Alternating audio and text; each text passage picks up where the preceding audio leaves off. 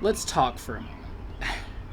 This video is a little less scripted than what I normally do. I'm sitting on my front porch, and I just had some thoughts that I really wanted to share. This video is aimed at people who would agree with the following statement.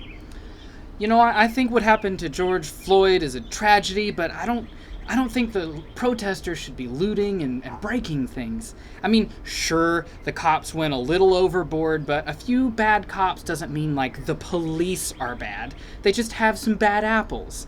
I mean, honestly, I don't even really see color. People are just people. And when it comes right down to it, all lives matter.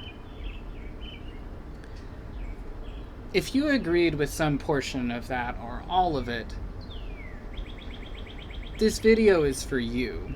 And please understand that my purpose is not to attack you or belittle you, but to hopefully alter your understanding. I personally used to be a person who would have accepted some of this.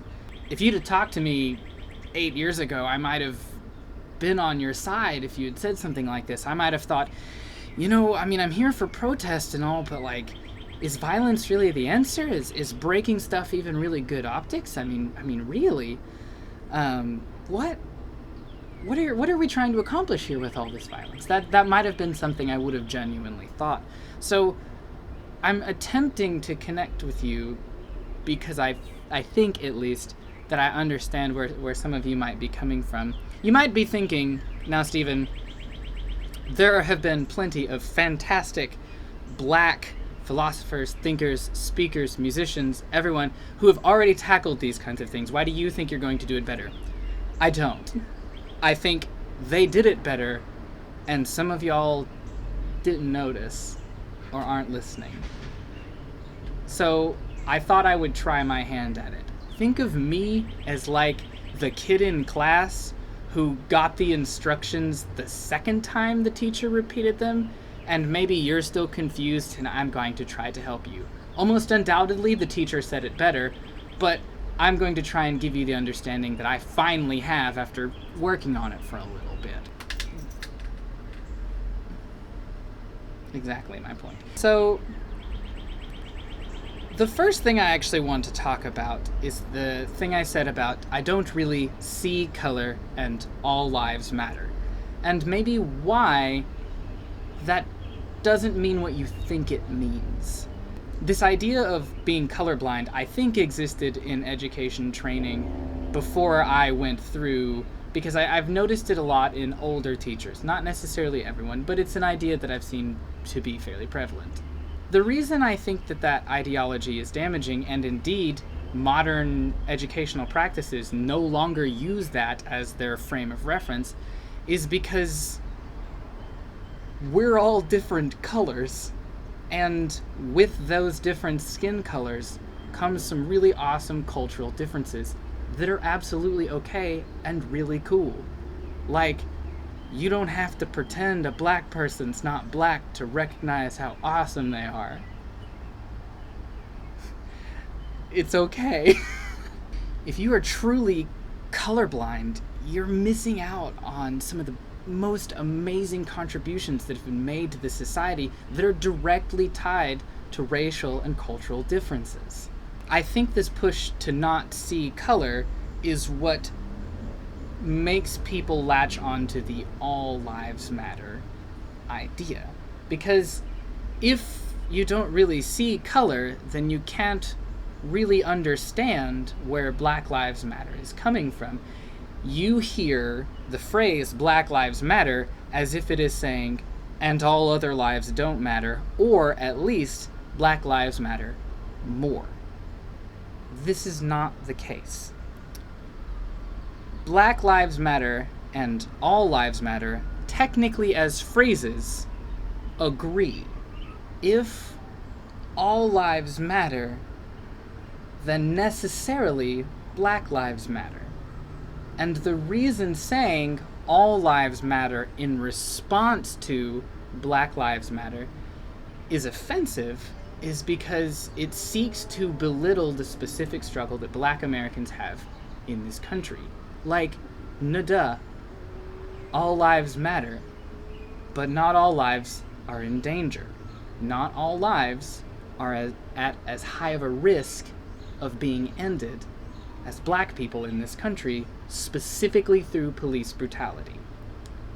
I've seen it here in my little town. I live in Little Rock, which is one of the bigger cities here in Arkansas, but by no means a metropolitan cityscape.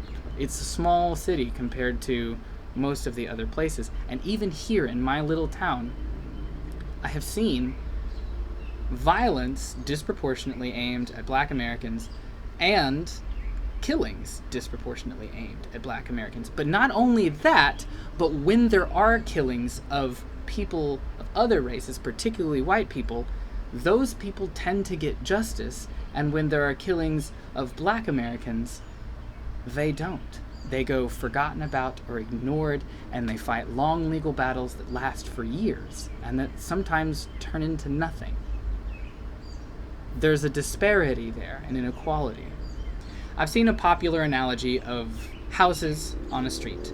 If one house is on fire, and you call the fire department for that house, it would be ridiculous for someone to come out and say, hey, all houses matter. Why are we just watering that one house?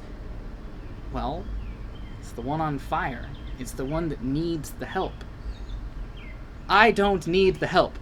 I am not disproportionately the victim of police brutality. I am never the victim of anything that is the direct result of my race. You might be thinking, Stephen, nothing in this country is that blatantly racist. Nobody really thinks that way anymore.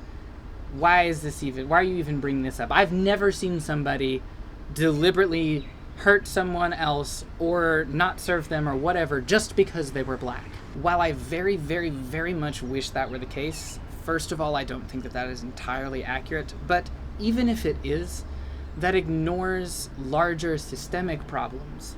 Now, when we talk about systemic problems, those are the kinds of problems that exist within the system. So, let's say, for instance, suddenly the idea of racism is completely eliminated. It's all gone.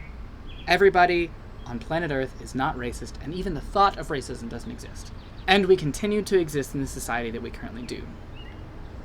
The systems in place would still disproportionately impact Black Americans. For instance, a lot of the funding for public schools comes from local property tax, which means that wealth of the area around the school often determines how much money the school gets. Now, obviously there's federal money, there's more to it, but it does play a role. It is undeniable that this country has a history of trying to prevent Black Americans from having those good paying jobs and literally blocking them out of them. It's any 5th grade textbook that talks about American history and the Civil War, for instance, will talk about that. A lot of freed slaves, once they got out, still couldn't get the better jobs because they were Black. And that has had an impact on where people live, what are good areas and what are not, the kinds of jobs that people have been able to get.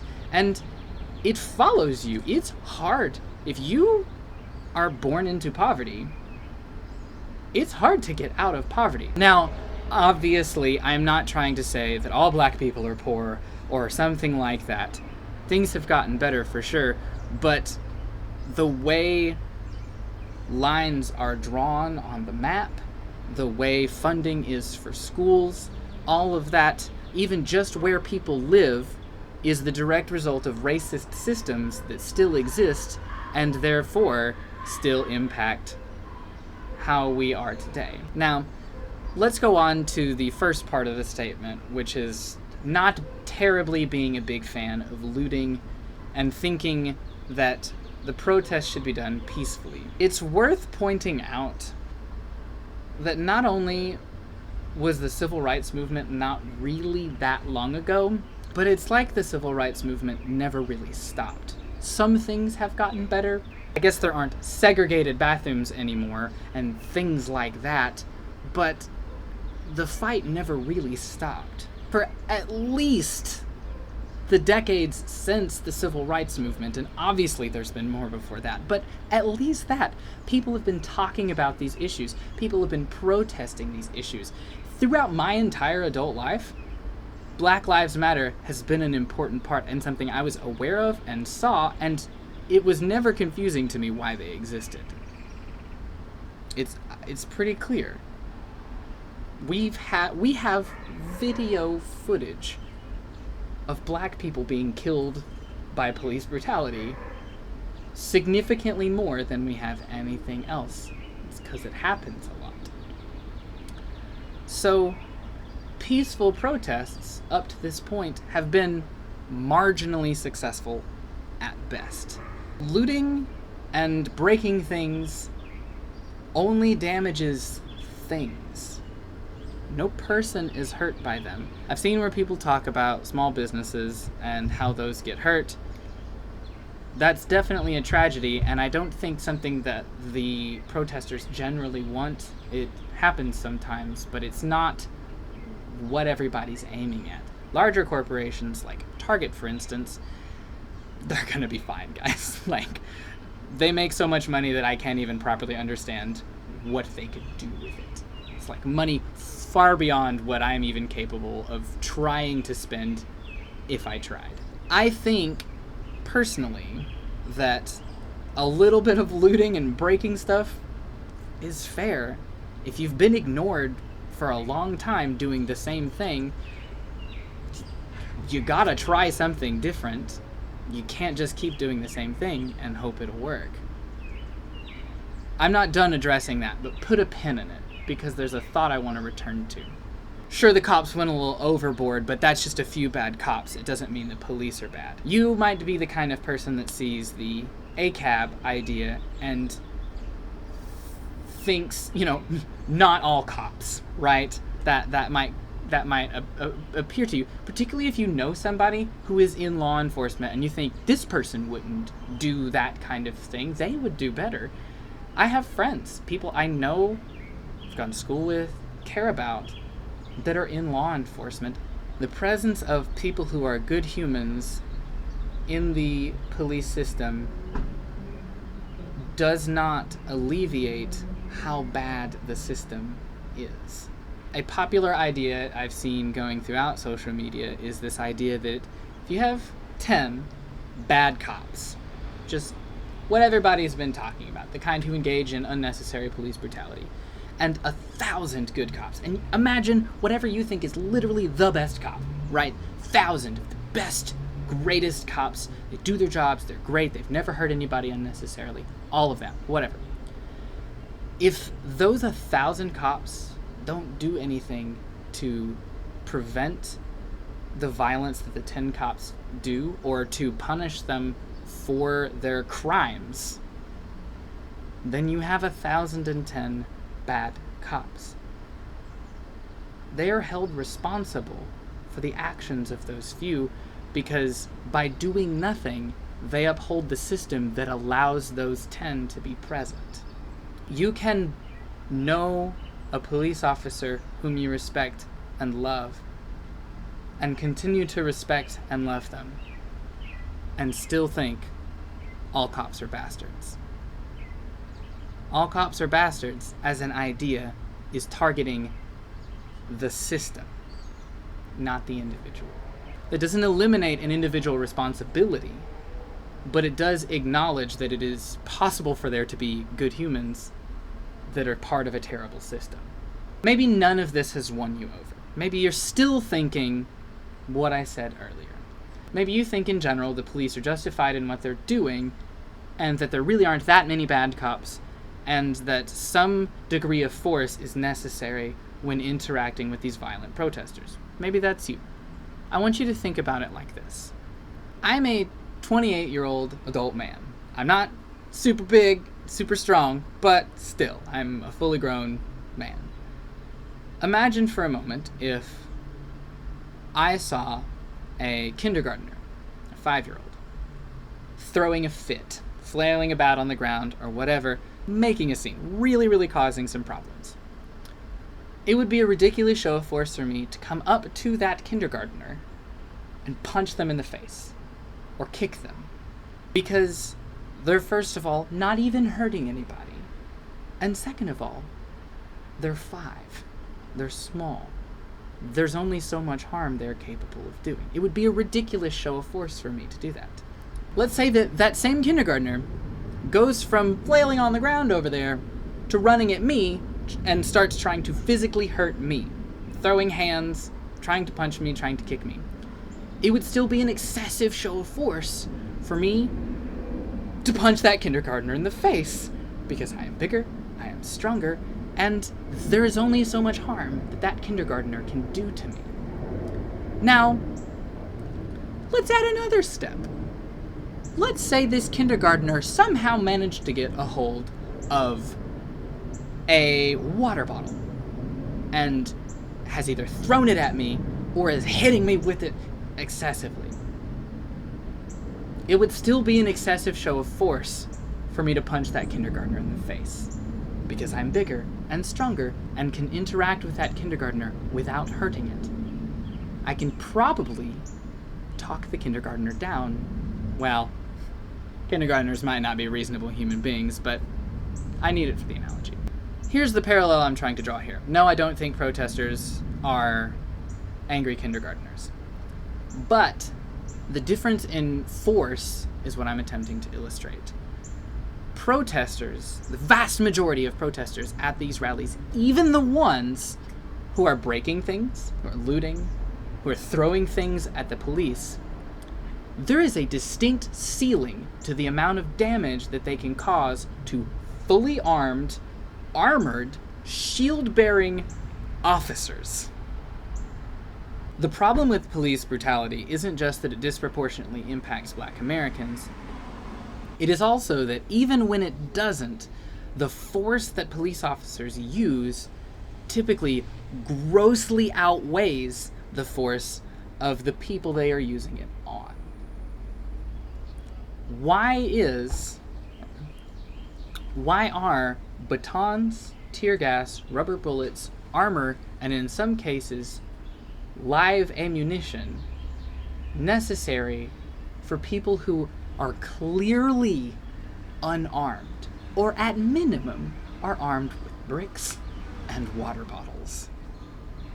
Just like it would be an unnecessary show of force for me to punch a kindergartner who cannot hurt me near as bad as I can hurt it. It is an unnecessary show of force for police in full riot gear to assault peaceful and non-peaceful protesters. There's just no need for that much ammunition. There's no need for that much force. The amount of accidental harm as well as deliberate harm that has been done to protesters grossly outmatches the amount of harm that has come to cops who were at those protests. Take, for instance, this video. Take the knee!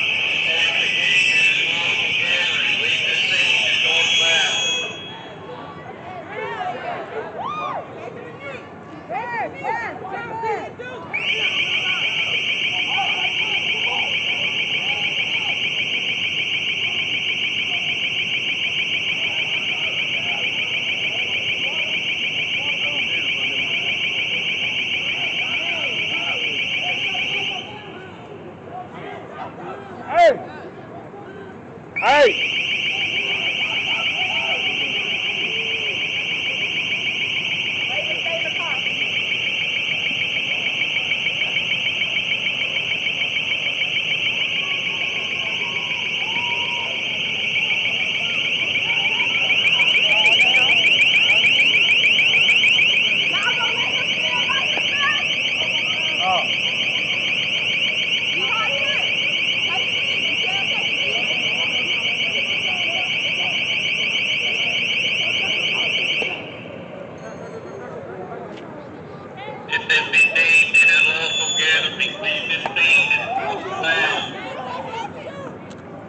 don't shoot us.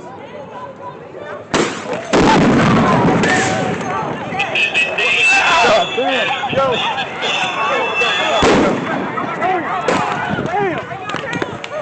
Hey, go.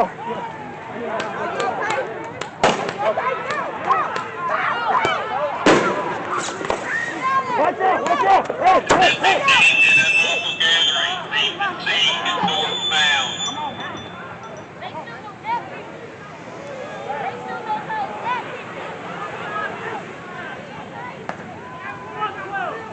This is a test of the long-range acoustic device LRAD.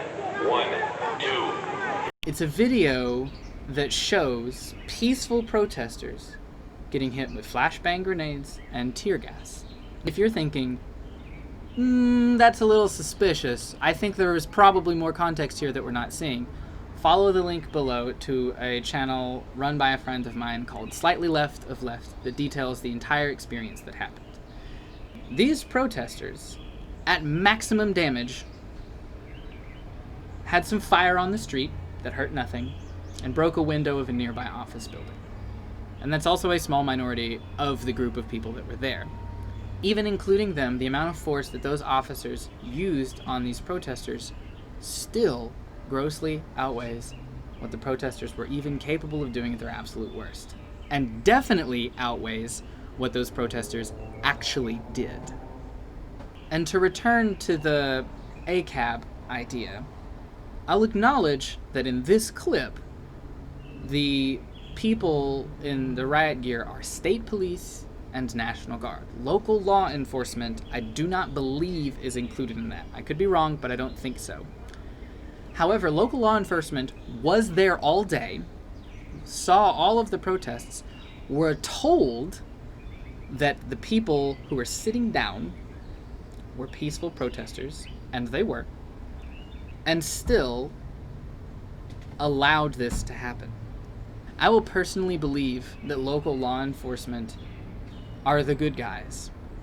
When I see local law enforcement standing in a line protecting peaceful protesters from riot police, when I see local law enforcement legitimately protecting the community from outside aggressors, then I will believe that the local law enforcement are willing to change.